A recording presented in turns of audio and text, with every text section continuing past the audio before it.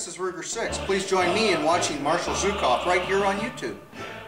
Hello, this is Marshall Zukov, and here we are together again on YouTube. Yeah, it's been a little while since I've done any videos, but finally got something new and interesting here. Something I've been kind of keeping an eye out for a while now. Slowly just trying to gain a little research here and there as I can.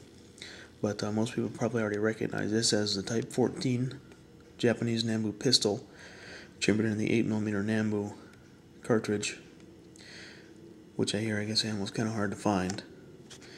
But I'm sure a lot of people are noticing the custom grip work that's been done. More to come on that. However, we'll just get started here on the information on the pistol, where it was made. It is a Nagoya Arsenal affiliated production. We can tell that by the second mark here. Here's the actual Arsenal mark telling us where, I guess, it was made or under who. And then the series mark. This is a first series production. And when we look here at the characters and date stamped here, this first character is the Shawa. I'm not sure how you'd say that in Japanese. I have about a -2 on Japanese language knowledge. I'd certainly be okay if it was Russian, but that represents, I guess, as my research has discovered, Emperor Hirohito's era of reign, basically. This date stamp here is a little bit harder to see, but it is a 1/8. So in order to translate the actual year of production, I guess this is the Imperial Japanese method of calendar, I guess, of saying what date it is. You basically add this to 1925, which gives us 1943. So it was produced in the year 1943 when we add that, and then of course this is the month year. And this small stamp here, I guess it's usually poorly struck. It's kind of half struck on this one, and it is a little bit hard to see. Maybe we can get a little bit more light in there. Might be able to make it out. That's the final inspection mark, as I understand it. Represents the Na for the Nagoya Arsenal. So, kind of neat. In the 87,000 range, kind of towards the end of the first series production. We'll get a little bit closer look at the grips here. Some kind of plastic, maybe like a plexiglass or something like that. And whoever did this, whether it was a Japanese person or possibly an American soldier that captured the pistol and decided to doll it up, if you will. We can see the Japanese coin is used as kind of a washer to help hold it on there. The magazine is unmarked on the bottom. It does have a mark inside. But one of the most interesting things about this is this picture that actually is underneath the grip. It appears to be a Japanese female. And this picture has been under here for quite some time, as we can tell.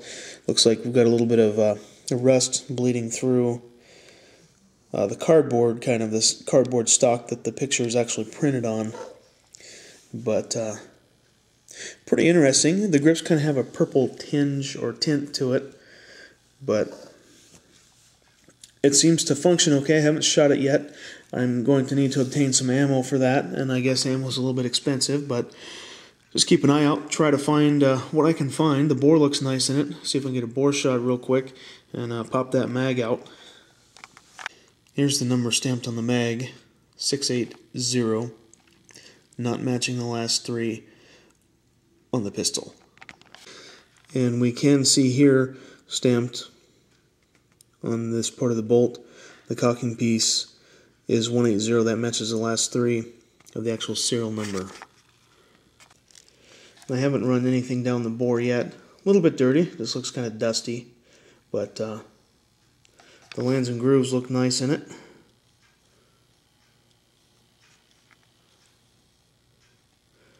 Looks to be decently shiny as well. So not bad. Pretty happy with the acquisition. Now the writing on this side, I'm not sure what that is, and the safety lever is in the fire position. I would assume that says something relative to the term of safe, and that says something relative to the term of fire. Exactly what, I'm not sure. I do not know my Japanese characters, so if there is anybody out there that does happen to know or recognize them, do share. And once again, the coin on this side as well. It looks like everything here is matching. The best I can see on this trigger piece, it appears to be a 180. There is also a 180 stamped right there. Stamped on this bolt piece. Along the firing pin, kind of hard to see, 180.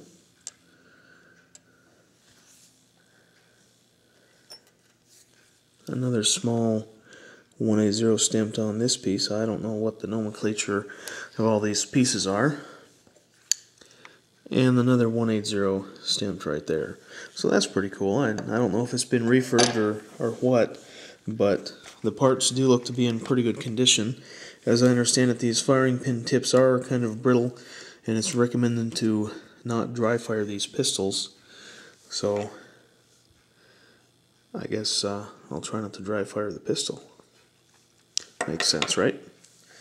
Anyways, I'll have to at some other time maybe do a disassembly video, but the two recoil springs slide in the side of this bolt piece. It slides back into the receiver area, and everything goes back in. I don't know if this would be some type of cocking piece, since the actual little cocking knob here is also stamped 180.